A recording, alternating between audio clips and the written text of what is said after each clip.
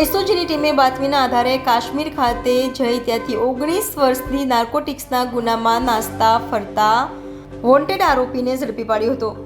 સુરત એસઓજીની ટીમે બાતમીના આધારે કાશ્મીરમાં આતંકવાદીનો ગઢ ગણાતા અનંતનાગ જિલ્લાના અંતરિયાળ ખીણ વિસ્તારમાં મિશન કાશ્મીર ઓપરેશન પાર પાડીને છેલ્લા 19 વર્ષથી નાર્કોટિક્સના ગુનામાં નાસ્તા ફરતા કુખ્યાત ડ્રગ્સ માફિયા એવા નિશાનદારને ઝડપી પાડ્યો હતો અને તેને સુરત લાવી તેની ધરપકડ કરી કાયદેસરની કાર્યવાહી હાથ ધરી હતી।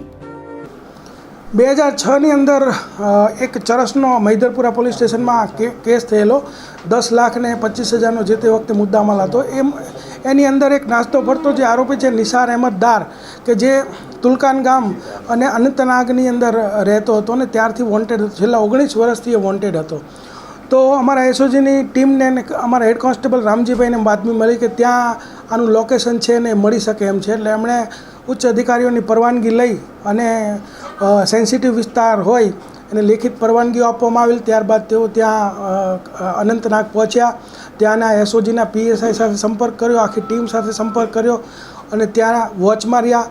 કારણ કે જે આ તુલકાન ગામ છે એ ગામ આખું પીડીપી સમર્થિત એરિયા છે કે જે મહેબૂબા મુફ્તી છે પીડીપીના જે નેતા એ બીજબહેરાના છે અને બીજબહેરા તાલુકામાં જ આ તુલકાન ગામ આવેલું છે। એકદમ સેન્સિટિવ એરિયા છે અને તુલકાન આખું જ જે છે એ ડ્રગ્સના જે આરોપીઓ છે એનાથી ભરેલું છે। એક તેને કહેવાય કે ખૂબ જ દિલ ધડક વાત હતી કે ત્યાંથી કોઈ આરોપીને લઈ આવો, પરંતુ એસઓજીની ટીમે ત્યાંની એસઓજીની ટીમ સાથે મળી અને આ એક દિલ ધડક જે ઓપરેશન છે એ પાર પાડ્યું। સવારે 5 વાગે જઈ અને એને વેપન સાથે ગયેલા અને એને ઉઠાવીને લઈ આવેલા અને આ 19 વર્ષ જૂનો સુરતનો જે 70ના વોરંટ મુજબનો આરોપી છે એ ઝડપી પાડેલો છે।